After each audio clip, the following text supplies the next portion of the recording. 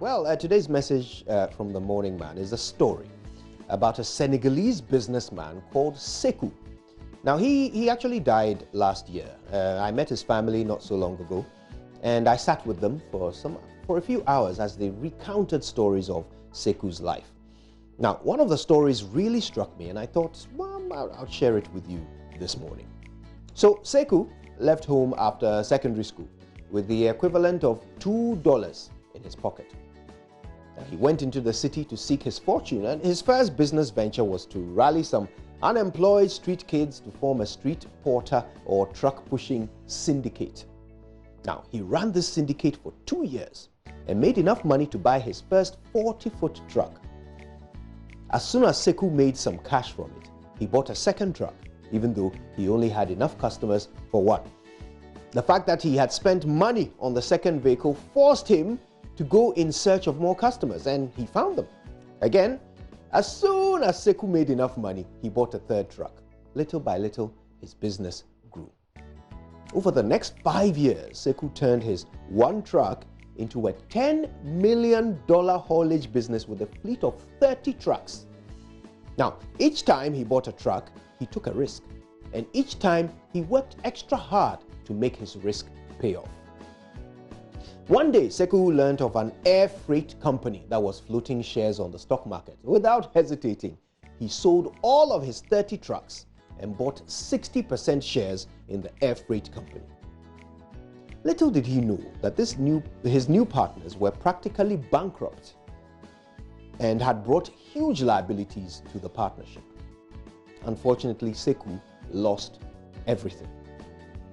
He had to go back home to his village and start again.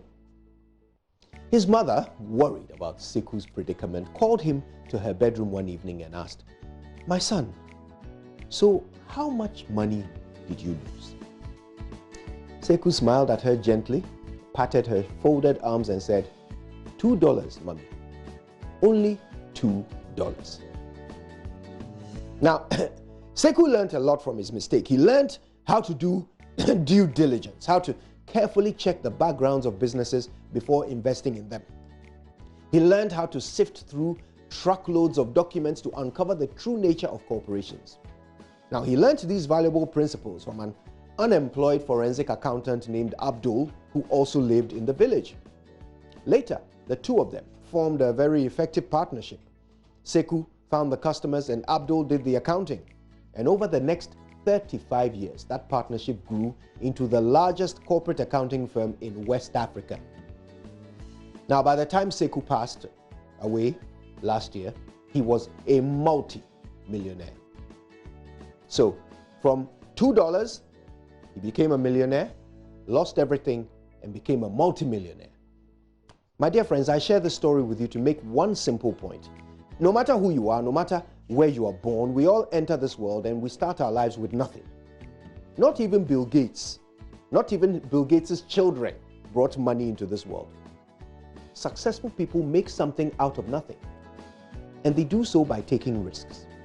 Sometimes these risks pay off, but sometimes they don't. A fear of loss is what prevents most of us from taking the risks necessary for our success. And that fear is logical and reasonable, by the way. But it is only those who surmount this fear who have any chance of making it in life. So always remember, you started with nothing. So if you take a risk and lose, you lose nothing. You do gain experience though, and sometimes that is worth far more than what you've lost. So let's learn from Sekou, let's be bold, let's take risks and reach out for our dreams, because it won't come to you. So go for it. My name is Kojo Yankson, and if you only have $2 in your pocket, you don't have much to lose. So take a leap and land on your destiny. Good morning, Ghana.